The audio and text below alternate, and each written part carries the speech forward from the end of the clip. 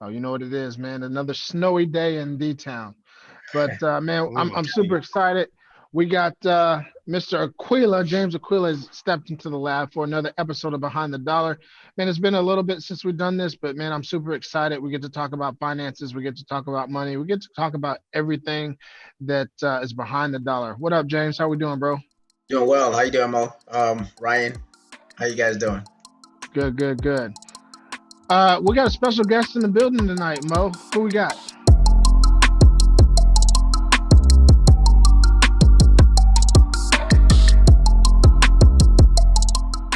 Cuff, today's guest is a native of New York City. He is a world traveler, if you will. He's been all over the place.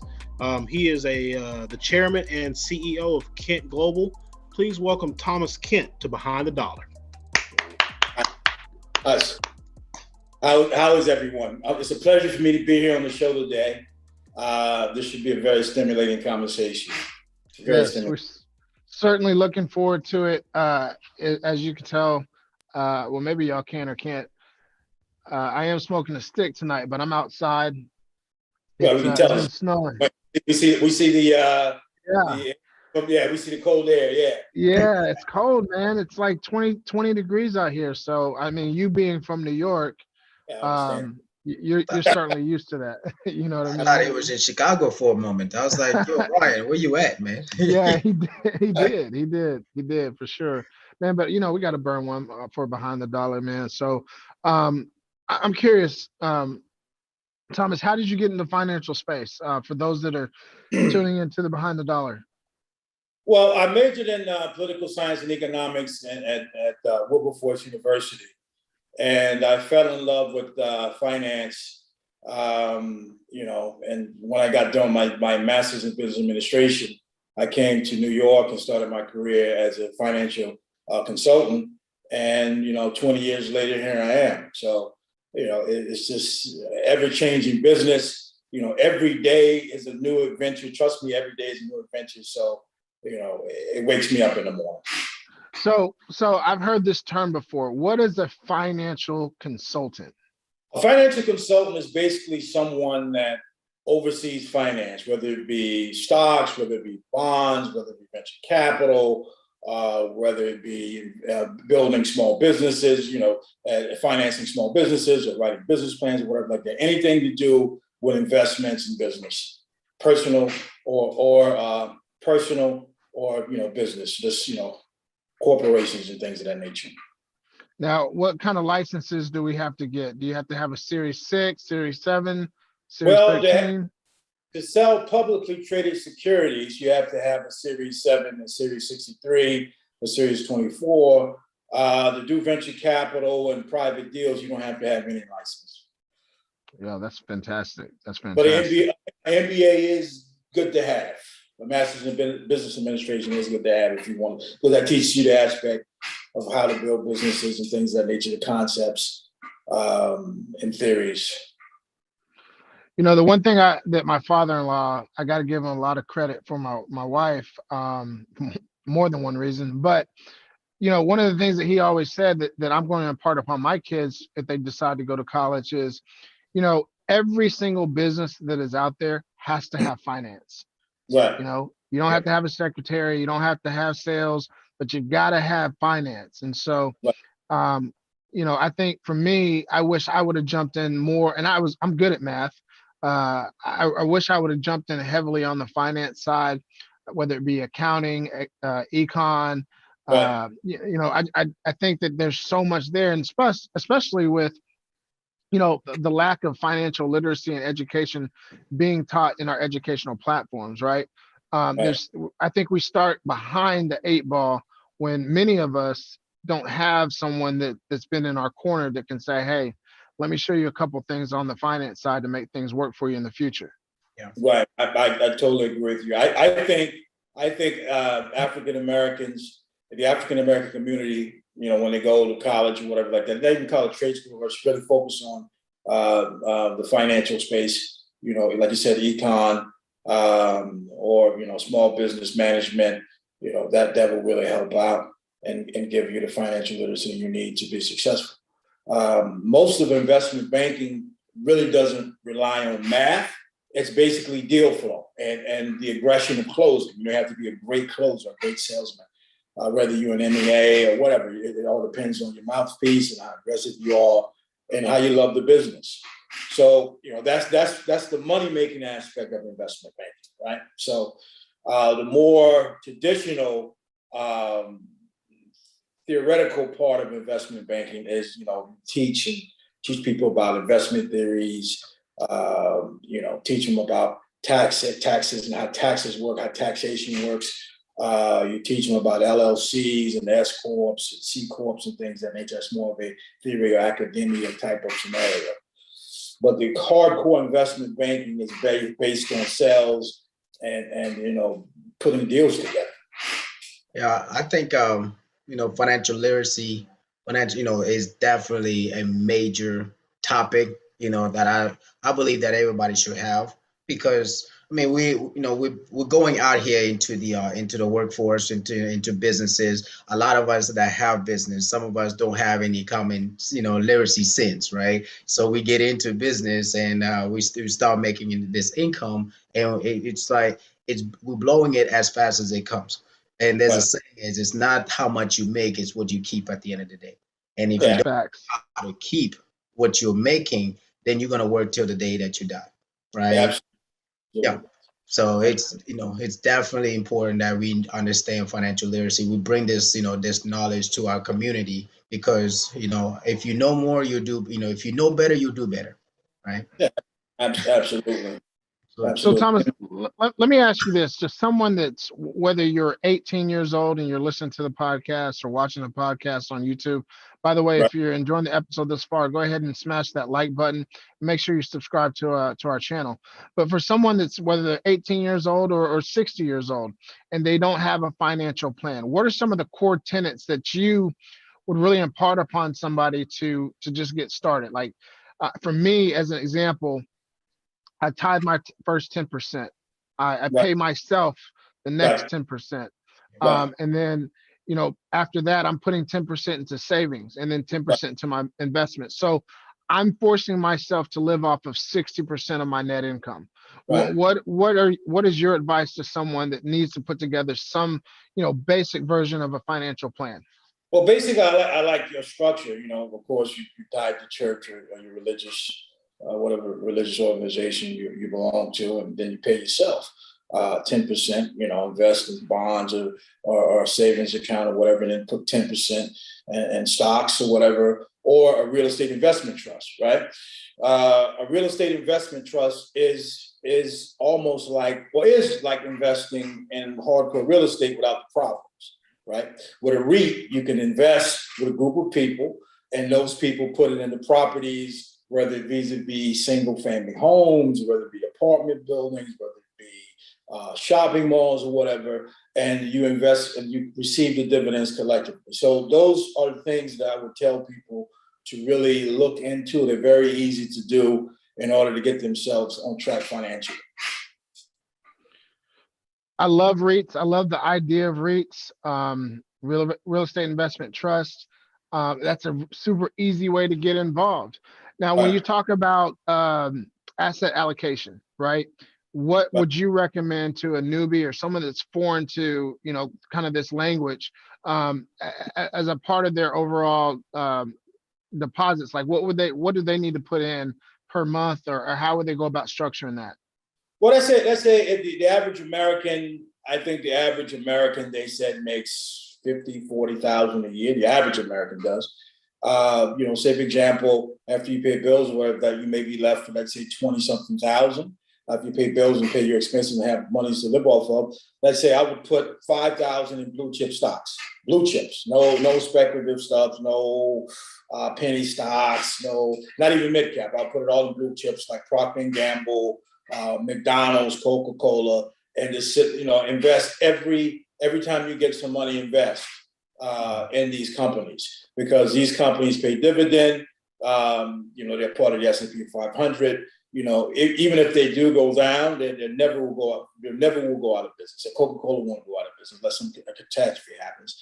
So these are safe companies. that the backbone of American society. The rest I would find producing REITs, as far as, every quarter they're paying, let's say $1 or 75 cents. They're easy to find as well. They're on the big board as well. So these are two things that for someone that is getting started should really look into and build a portfolio of, and don't touch for 10 years, 15 years. These are wealth.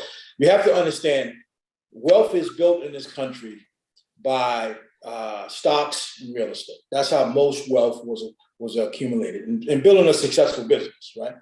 But long-term wealth, generational wealth, built through real estate and stocks, if you do your research. I absolutely love what you're saying, Tom. You said blue chip. For those that are not familiar, I want to bring it all the way down. I get it. James gets it. You get it. Mo gets it. But like, what is a blue chip stock? You gave examples: McDonald's, Coca-Cola, Walmart. But kind of explain the difference in the delineation for a blue chip. A blue chip stock is a stock that has every stock has a risk, but it has less risk than let's say a company that just started, right? It has a track record. Case in point, Coca-Cola. Coca-Cola has been around for years. They have been producing revenue for years. They've been producing, quarterly earnings for years and dividends for years. A company like that, a staple of society. Like, let's say another example would be Walmart. Or let's say, make another example, Microsoft, right? Or IBM. These are companies that when you think of America, right? You think of these companies, right? When you think of America, you think of Coca-Cola, right? You think of America, you think of McDonald's. You think of Microsoft. These are what we would call blue chip or stable companies that, are safer investments than startups or vis-a-vis penny stocks or small cap companies or mid cap companies that have not been around. And most of these companies are on the big board, which is the New York Stock Exchange, which they have strict regulations on, what can be on and what can be off, because you have to have certain volume and cash flow and everything like that to get on that. So that's what I would suggest people look into when they want to build generational wealth or even getting started. And it's easy to do. You can set up an Ameritrade account, a Scotch Trade account, an E-Trade account, with $200-300, right? And say for example, you buy a share. I'm just throwing a number out there. Microsoft, let's say for $100, right? Most companies have DRIP programs. That's called direct reinvestment programs, right? And once you buy a share in that company, you can contact the investment relation department of that company and ask to be in the DRIP program. And they'll send you some information, and every month you can pay $50 or $100 or whatever. You can buy direct shares right into that company, right? Without even going through a brokerage or even E-Trade or Scotch Trade. So those are avenues that people really should look into. So, Mr. Ken, I do have a question. So, a lot of time I also like to advise or actually give suggestion for people to put some funds into a municipal bond fund, right? Because the interest, it grows tax free, so it allows them to be able to. Because a lot of time when somebody keep their money in the bank and it grows interest, the bank does wind up sending them an interest form at the end of the year for them to pay taxes on that money that they just had left in the bank. So having a municipal bond fund, it grows tax free. It's just another way to be able to allow their money to work in their favor. What's your thought on that part? My thought, that's good, but in order, I think investing in blue chip stocks gives you more of a return than muni bonds. Muni bonds is a safe investment. Believe me, it's probably the safest investment that anyone can do, right? But I suggest muni bonds after you build a certain net worth and you want to cruise. But if you want to be aggressive and you want to build wealth, generational wealth, blue chip stocks and nice REITs are the way to go. But muni bonds is a nice safe investment as well. Yes. So would you recommend that for emergency funds? I mean, you can get a hold of it right away since it's not, it doesn't have that much risk. So therefore you can be able to get a hold of it anytime that you want. Right. Yeah, I mean that's something like that. You have your savings account as well. You can also set up a slush. I call it a slush account at a bank where you have, let's call it a rainy day fund. We just have that set aside. Just pull it out if you need something, or But yeah, you can liquidate stocks as well, right? I mean, the market's volatile, right? I mean, sometimes it's up and down. But if you really need to get your hands on some monies, you could sell the stock, say if you use E-Trade Scotch Trade, and within 48 to 72 hours, you can have liquid funds. So, both are liquid assets. So, you can utilize both for that. So, we talked about blue chips, right? Right. Amazon. Let's talk about the behemoth in the room. Right. That being Amazon. And the reason why I'm bringing up Amazon or Tesla as an example, even though Tesla doesn't have a long of a track record as a Microsoft, et cetera. But if I'm a new investor, call it 40, 45 years old, and I want to start really aggressively trying to make up for, lost time, so to speak. Right. A company like Amazon where shares are going for, $2,800 a share, or whatever the share price is right now. Is that a stock that you would recommend somebody getting into right away? It's a little pricey. I would go for the cheaper blue chips, right? Like McDonald's and things of that nature. You can get into for maybe $80, $90, $100, $200, a bill like that. That's what I would do. That's what I would suggest to people, is to look at that instead of going to the more pricier $2,800 stocks, or even like Berkshire Hathaway. Their shares are pretty high as well. So I would look at, I would do some analytical studies, find out what sector I like. Like, say, for example, I'm learned in, let's say, technology, or I'm learned in oil and gas, or I'm learned in, let's say, transportation. I'll find these companies and find the best companies in that sector, and study them, and then invest in that. And E-Trade and Scotch Trade, things that nature, gives you the tools. Even Yahoo Finance gives you the tools to do that. So, and it's very easy. People think that it's difficult really to understand a company, but it's not. It's really not. I mean, you have the charts. Some guys are technical analysts. Some guys are fundamental, but whatever. I'm a little bit of both. So if you look at the fundamentals of a company, and also the technical analysis of a company, put the two together and figure out what the insiders are doing. See if does Wall Street own the company. And usually the rule is let's say 40% or 50% of Wall Street. That's insiders, corporate insiders. That means either corporate insiders or mutual funds or hedge fund own the company. Usually the company is a good company, right? Because people follow money. Smart money follows smart money, right? That's right. So you have these major private equity firms and family offices and hedge funds and mutual funds invested in the company, and they keep doubling down on the company, right?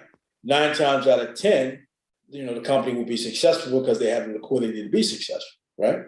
So, you have to, being a novice or neophyte investor, you have to follow smart money, right? In order to be successful. That's actually a perfect segue to my next question. Right. So we know what to do. Follow the money. Right.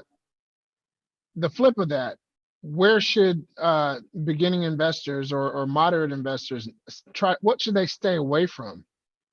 I would stay away from penny stocks. I would stay away from any type of startup scenario, because it's like if you're a neophyte investor, right? The likelihood of a penny stock being successful is 1 in 1,000, right? The likelihood of a startup being successful, right? Out of every 100 startups, right? Out of every 100 startups, right? 1 will be successful, right? So you really have to pick that diamond in the rough to hit it big, right? So I would stay away from that and just focus on the blue chips like we talked about, and building up that way. Another thing is the cryptocurrency. Now, there are 2 cryptocurrencies that are, well, actually, I would say 1, and that's Bitcoin. That's like the blue blood of this new cryptocurrency phase that we're going through, because everything's cyclical, and this is cyclical too, right? The government's already talking about regulating Bitcoin, and they probably will in the next year. They're asking all of us to ask every taxpayers that filing their taxes if they invested into cryptocurrency or any digital currency this year. So they're definitely getting in there. So the politicians on the Hill, they're going to regulate it, and it's going to be regulated like in the future, just like any other security or mutual fund and anything else. So that's on its way. So the wild west of cryptocurrency is over. All right, and that's just my opinion. So if you wanted still to invest in that space, the cryptocurrency space, the Bitcoins or Bitcoin is the only platform I feel has the legitimacy of truly withstanding what's coming down from Washington, and that's just my opinion. So that's if you can find a way to do that, do that. And there's one other, I think. What's the other one name? Ethereum or Dogecoin? Ethereum. Right. Ethereum could survive. I think it stands a strong possibility of surviving what the Hill is going to bring down, what the guys on Capitol Hill is going to bring down. So Ethereum and Bitcoin, I think, are the safest bets for the cryptocurrency game. Stay away from this other, dog coin and all the rest of the stuff that's coming out. It's just like penny stocks. It's funny. I've been in the business for 20 years, and I've seen so much stuff. I mean, I've seen so many cycles. I've seen the housing bubble. I've seen the tech bubble. I've seen everything. And this reminds me of another bubble. It had a nice little run, but the government's coming in now to start to shut it down and regulate it. So Ethereum and Bitcoin, I feel, are the two safest investments when it comes down, for the long term, when it comes down to cryptocurrency investing. And you got to think, Citibank and all the big banks now are setting up cryptocurrency desks to trade Ethereum and Bitcoin or whatever like that. So the game is getting ready to be played by the big boys, the big banks. And when they step in, everything changes. Right. So with that being said, with the government, potentially getting ready to step in and do their whole regulation thing, the other wave that we're experiencing right now when it comes to the financial side of things is NFT, blockchain, like that whole that entire gambit, if you will.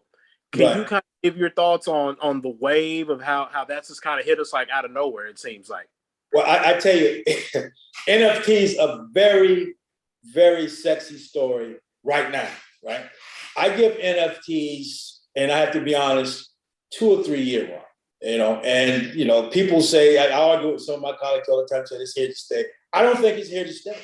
It's a very sexy story right now, right? But what happens is, as more people learn about it and get into it, that's when the government steps in and regulates it, right? So, it's a sexy story now, very sexy story now. People are making a tremendous amount of money, with creating art and selling it with the cryptocurrency thing. But everything is cyclical, and I give it 2 or 3 years to make real money, and then it's going to get regulated like everything else. So would you consider yourself a neophyte in the NFT space, or do you know enough about it to educate our audience that's tuning in? I talk to a lot of people about it. I write a column in Brains magazine every month, and I wrote a story about it. And it is a sexy story, and but I've been speaking to a lot of people. They're saying that regulations is coming, because any new thing, right? You have a period of what we call growth, right? We call it the golden age, and the golden age is when anybody can step in and make money, right? I mean, think about it. In my lifetime, I saw the internet. I saw everybody's making money on internet stocks. Everybody, right? Then that blew up. Then I saw what we call the mortgages. Remember, everybody could get a mortgage, and all the mortgage brokers was making a tremendous amount of money. Everybody was making money. That blew up. Okay. Then we saw the meltdown happen again, and from 2008, to like 2014, that time frame, and then cryptocurrency came up during that time frame. So, you see so many cycles, and you realize after 20 years that everything's cyclical and everything has a run and everything has an ending. And this is just my opinion, cryptocurrency, and that's just the two that I mentioned, and the art with the cryptocurrency has a NFTs have 2 or 3 years before dramatic changes when the regulatory bodies come in and really do something to it. We're seeing that now. We're seeing that now. For sure. And I agree with you. But let me ask you this: early adopters, if you will. Right. Like you said, this is the quote unquote golden age to get in.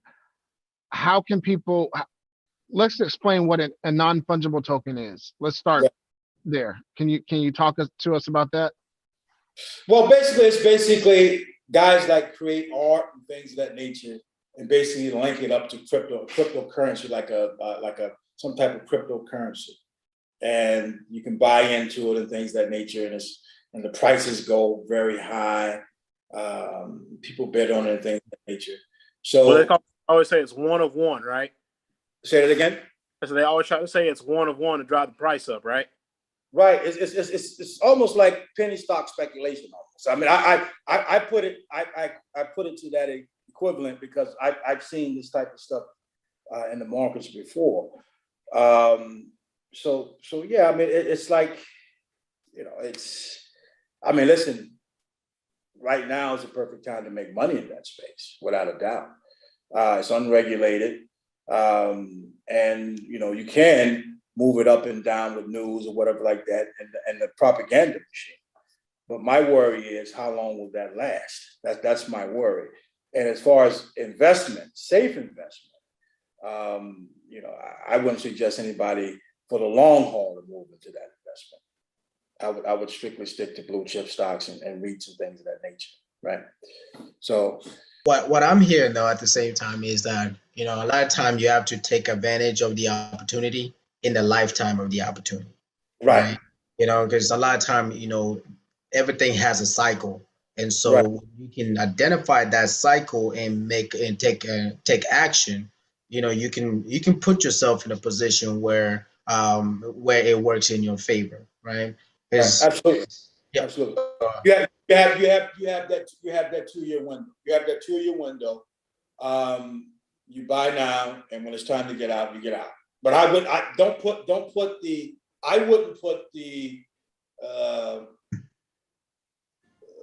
all my bets up, put my house up on. I wouldn't put all my eggs in one basket on it. I would put a percentage of what I want in that, and the rest, and the investments that we talked about. So that's the strategy I would use. So I want to switch gears. Your wheelhouse is helping companies or helping to raise funds for companies, in a multitude of spaces, whether it's real estate, venture capitalism, technology, film finance, and the whole 9 yards. But something that you're really, really passionate about is small businesses, and specifically, helping African Americans when it comes to getting funding. Can you open up why you're so passionate about that? And I just play the scenario game. If I'm somebody and I happen to come across you in New York City one day, or I walk into your office, what's one of the first things you're going to tell me? Well, first, African American businesses I think have been neglected of the financial resources to really, get them to the next level.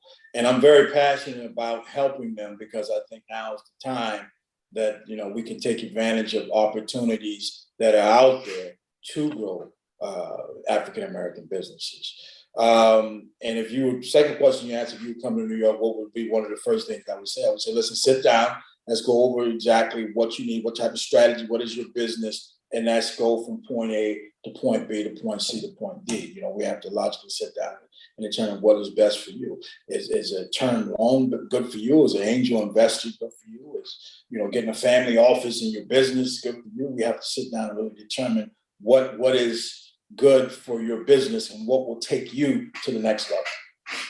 So I have question I have is, what's the time frame for you to be able to accept a business or to be able to provide a business some funding?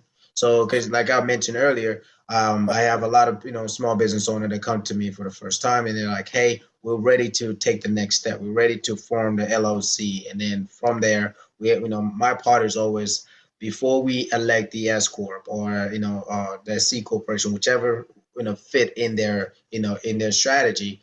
I always like to do an evaluation. But let's say we do an evaluation, they just But started a business.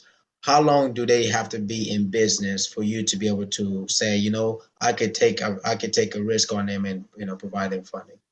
well, we deal with a lot of lending institutions and institutional investors and angel investors, and each deal is different, right?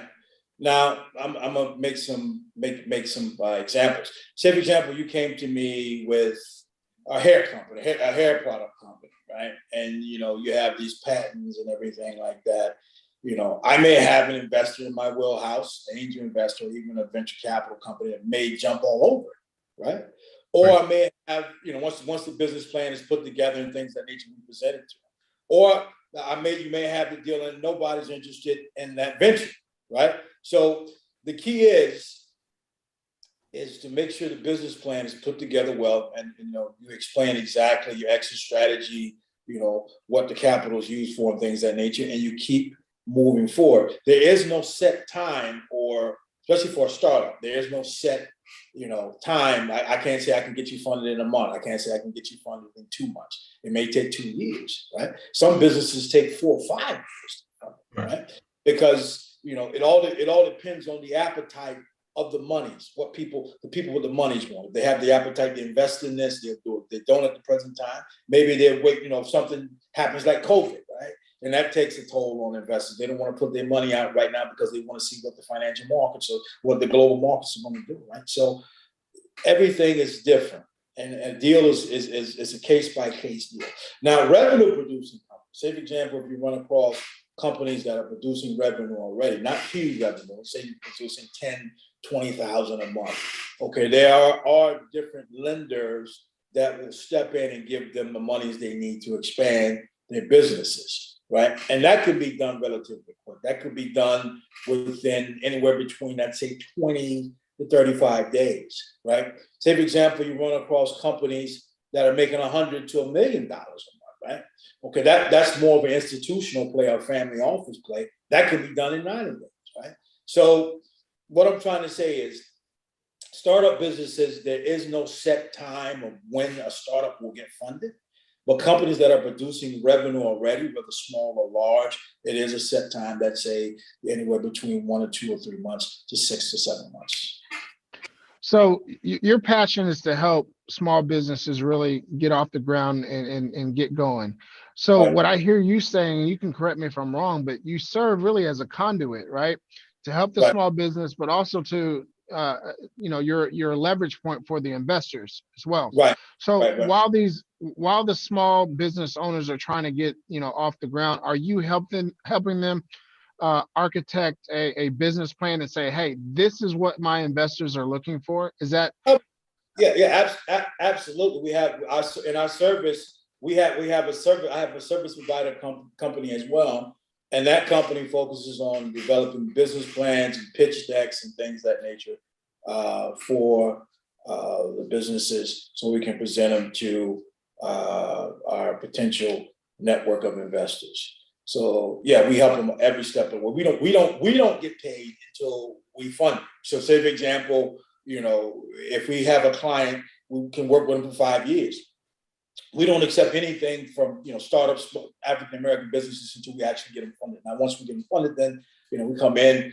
We may want a seat on the board of directors to make sure we can guide the company. Because my goal, I don't want a one-night stand with a company. I want when I put my time and effort in helping a company get the monies that it needs, I want to see it grow to its full potential. So, I would like to be, not a partner, but at least on the board of advisors to make sure that, the company, say they need to go here, they need to, an avenue in China, I help them get into China. They need to do this, I help them do that. So I like to help the owners of the companies that I work with go reach their fullest potential.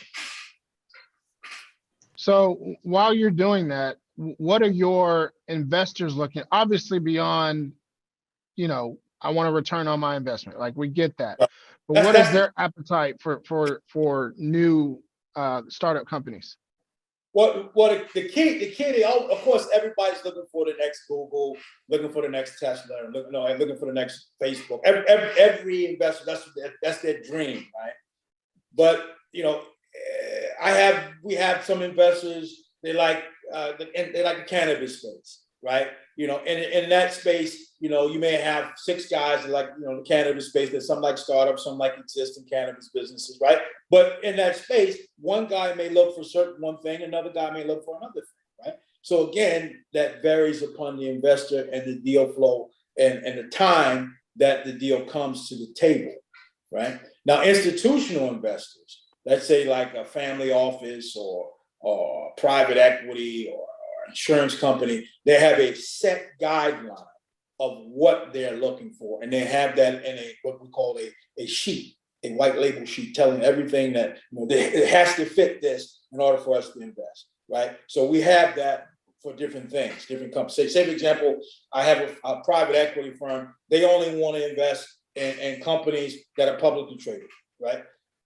Vis-a-vis the New York Stock Exchange, vis-a-vis NASDAQ or whatever, a London Stock Exchange. They want stocks. They want to invest in companies that are publicly traded. They want to buy their block of stocks to give them the expansion capital they need, right? So that's just one example of what some institutional lenders are looking for, right? But as far as angels or startup investors, like I said, it runs the gambit. Mm-hmm. One day this guy may like this, the next day he becomes, I don't like that, because it's smaller monies, Usually the average startup goes from maybe in a Reg D scenario, anywhere between $1 million to $5 million for a little small Reg D, right? That's small money when it comes down to the overall scheme of things of investing. So you will probably get angel investors for those type of investments, the startup investments. And like I said, it's all about personality. Just like I love particles. I love the Cuban torpedo particles. You may not like that, right? So you follow what I'm saying? So everybody has their own flavor of what they like. Right. Yeah. Right? As far as, grants and small business assistance and SBA loans and things along that nature, is that a part of the service platform that you guys offer as well? Yeah, we definitely have, not necessarily grants, but definitely SBA. We give SBA products.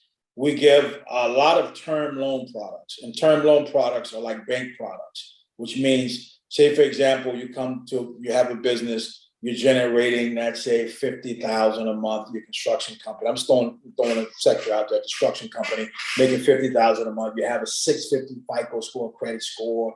You come to us, you say, listen, I need, 100,000 to expand my business right quick. Okay, we'll get you what we call a term loan scenario. We give you like bank rates, let's say 3% or 2% or whatever like that, 4%. It runs anywhere between 2.5% to 4%. We can give that type of product. You can have that done. As long as we get all the paperwork necessary, we can have that done within 3 to 4 weeks. You'll have your money. So yeah, we give those type of products to clients as well. One of the things that we're really passionate about, and I know, and a lot of our listeners are passionate about, is real estate, right? What do you guys offer for people who are, whether real estate, whether they build houses, whether or not they're, people who flip houses, if they're just involved in real estate, what do you guys offer for people in that world? Well, I have a lot of private equity guys. But they like bigger projects. But I do have people in my wheelhouse that will fix and flip both, and then the monies are both conventional and hard money.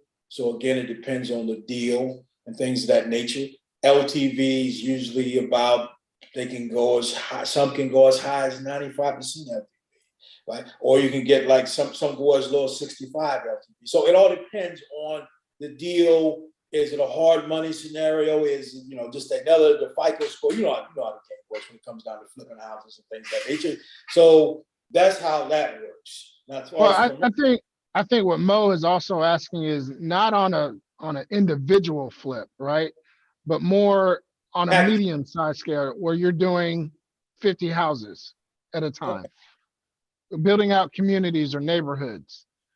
okay, that's different. That would be more of a I can bring you to a family office, or I can bring you to a nice private lender that has maybe $500 to $600 million to lend on different types of projects like that.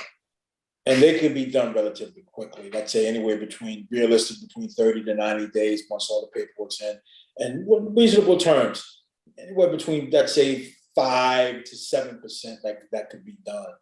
And between, let's say, 30 to 90 days.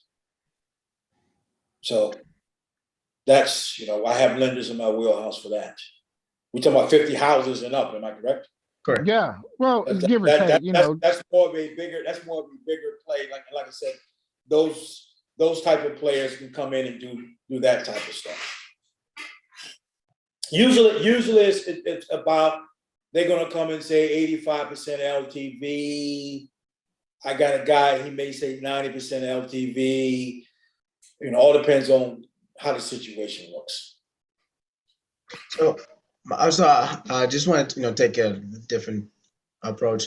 What inspired you to get into that, in the field of providing lending to companies, or like what was your inspiration behind all? No, because it's a it's money. money. Yeah. Money. That's what I'm trying to get to. It's money. There's Phil said some greenbacks, baby. Besides making the money, it's $1 trillion business, and yeah, you make money on the commissions and things of that nature, but you help out a lot of people as well. Yeah. So it's a never it'll never go out of, this type of business will never go out of business, because there always will be people that need money. It's a recession-proof business, and there's always new products that come out. Like, over the last, let's say, 10 years, the MCA field has exploded. The MCA field is the merchant cash advance field. Now, that's like some hard money type scenario for small businesses, but I never thought that would go anywhere, right? Now that's become a staple of business lending, right? 10 years ago, I couldn't fathom that, but now it's like here. So, there's always new products, new ways of funding businesses. It's exciting. You can meet people from all walks of life in any sector, whether it's construction, whether it's airlines. You know about a lot of business. You learn about a lot of businesses. I like to do a lot of international deals as well. I have in my network a few private equity guys and a few angel guys that love international deals in Asia and in Europe, real estate and things of that nature. So I do a lot of stuff international, along with doing stuff domestically. So it's exciting. It's an exciting business. Really, I want to get into the international piece, but I think, James, I love that question, because for those that are still tuning in, right? Like, they're going to say, you know what, I'm not feeling stocks. I'm not feeling NFTs. I'm not feeling crypto. I do like this real estate thing, but you know what? I don't want to flip. I want to be a Thomas Kent, right? I'm in Sacramento, California, and I want to be Thomas Kent out there. So when I phrase or pose this question to you, Thomas, I'm not asking for, and I know you're not going to give it to me, but I'm not asking for your numbers, but what does a typical spread look like for an individual that wants to serve as a consultant or in a consultant capacity, where they're actually the conduit on both sides of the equation? I mean, basically, it can go from anywhere. It all depends on whether it's an MCA deal or real estate deal, but it can go anywhere from 3 points to 15 points per deal, right? I mean, as far as commitment. Sure. Gotta love and then, them. yeah, it's not bad. But as far as someone that wants to take on that role and be in your shoes, But talk about the years of experience that you have from a financial background, then the networking that you've had to build over the yeah, last 20, 25, 30 years. it all comes down, it really all comes down to your Rolodex. I mean, I have been over my 2 decades in the business. I have built a Rolodex of people from all walks of life, and that's really what makes things happen is the Rolodex.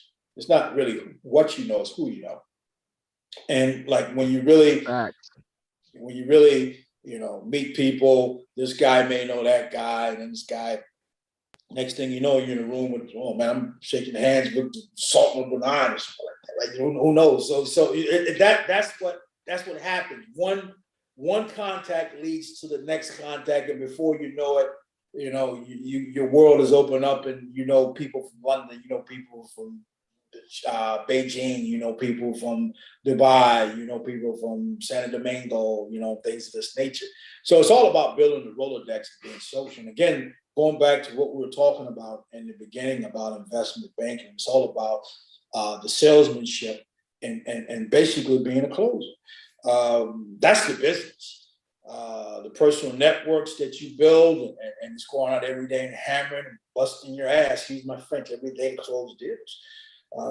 That's what it is. So what does a day in the life of Thomas Kent look like? I wake up 4 o'clock in the morning, I go work out, come back in, take a shower. I'm on conference calls. I got people in Indonesia, I got people in Malaysia, I got people in London that I speak to. It's just phone calls and meetings. Right? Phone calls and meetings. Not so much personal meetings now, it's Zoom or whatever like that. But it's phone calls and meetings, making sure docs are pushed, talking to my back office, making sure they're pushing the docs to get deals closed. It's always moving and grooving. I haven't been going to London and things of that nature lately because of the COVID stuff that's going on. But next year, I really will aggressively be over in the UK a lot. Because a lot of business in Europe's over there. So, it's about moving and grooving. Moving and grooving. That's what it's about. Putting the deals together, closing.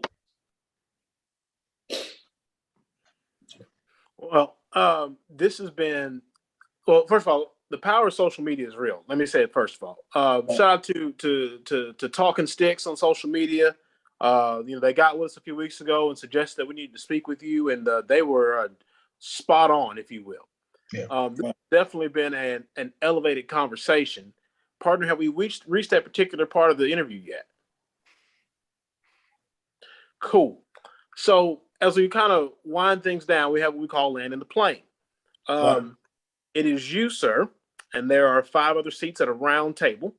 Who are the 5 people that you want at your table? The only caveat or stipulation, if you will, is that you can't have whatever religious entity you believe in. Repeat that question again. It's you, and there's a round table. You get 5 seats at that table plus yourself. The only stipulation is you can have whoever you want at the table, but you just can't have whatever religious entity that you want at the table. Right. I can have any person I want. I would first pick my mentor at that table that I listen to. He's like my second father. His name is Gary James. He'd be the first person around that table. Right. The second person around that table will be a gentleman called Edwin Rule. Okay, because I listen to him. He's like another mentor of mine, so he'll be around that table. The third person, without a doubt, will be my 80-something-year-old mother because I love her to death. She would be the first person, right? So, but I'm not putting this in order. And my father passed away, so he couldn't be at the table. The fourth person I would have would be my personal business advisor, Mr. Neil Verghese. I mean, I run everything through. Okay, and my fifth, I have to think about this. My fifth, who would I have had fifth? I don't want to leave anybody out. I don't want anybody to get mad at me. You ain't got but 5 seats. I got 5 seats. The fifth,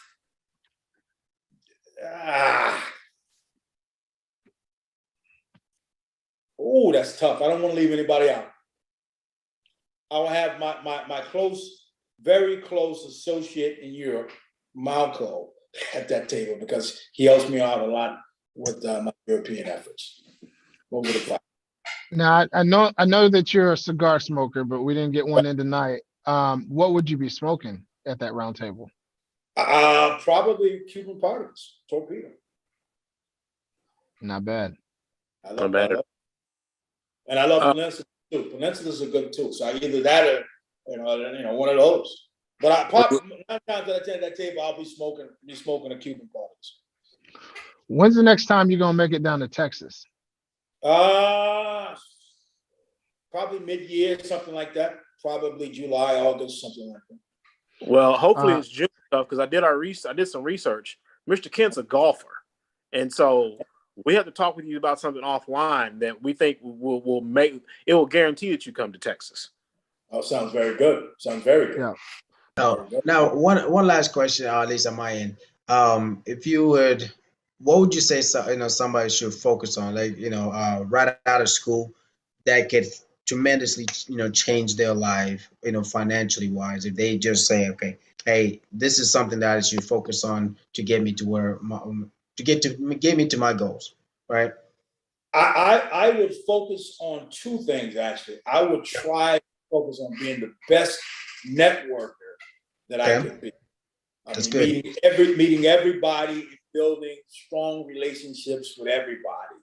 And the second would be learning how to utilize my salesmanship, because salesmanship is very important. I would, those 2 things in itself will get you where you need to get as far as building a career in finance. As far as financial literacy, I would get the Wall Street Journal every day and study the Wall Street Journal every day, right? And also I would try to get every magazine and read every magazine like Forbes or Fortune and get familiar with the term and the terminology of the market and really know it like the back of my hand. So those cover 2 aspects, how to become financial literate and also how to, really excel in the financial arena or even in life. I know. I really like those 2, because to be honest with you, it don't matter what you do in life. If you're a good networker, like you said earlier, it's not what you know, it's who you know. Right. And, and then of course, as far as salesmanship, we're all salesmen. From the day that we wake up in the morning, everything that we do is a sales. We're always trying to convey somebody to see, our point of view in something. So that is selling itself. Right. So I think if you can master those 2 things, whether it be going into tax business, the financial business, the lending, the mortgage, it doesn't matter what you do. I think you'll be successful in those if you can master those. Absolutely. Well, before we finally land the plane, I want to give a big special shout out to James Aquila of Aquila Tax and Financial Services. He is the sponsor of Behind the Dollar, the Vision Lab podcast, Behind the Dollar. And again, excuse me, Thomas, also big thank you to you. I've got one more question for you, but before I do ask that, how can our visionaries follow you or find you or get in contact with you if they like what they've heard and they want more information? You can go to my website, and that's www.kentgloballlc.net. Also, I'm on LinkedIn. All you have to do is type up Thomas J. Kent Jr. Kent Global LLC. My Facebook. I don't have my Instagram link. I forgot not right offhand. But those 2 things. If you want to know that, you can really just jump on my website and it'll tell you everything you need to know. Your Instagram is kentjr.thomas, THOMAS. Yeah, for sure. All right, so I'm really big into the mindset. I love everything that you said, from networking, how to get involved in investment banking, NFTs, what to stay away from. All that was fantastic. Also, we talked a little bit about what you do in terms of capital investing. But I want to turn it into I want to go into your mind, right? So from a financial perspective, okay, what one financial goal are you most proud of achieving? or financial goal I'm most proud of achieving? I haven't reached that goal yet. You took my second question. Yeah, I haven't reached that. I haven't reached that goal because honestly, and this is not, I don't want to sound over the top, but really, when you enter this business, you want to help people and things of that nature, but also you want to help. You want to become financially great yourself. I envision myself as being a billionaire. I mean, I will not stop until I reach that goal. I mean, it's just something that I want to do.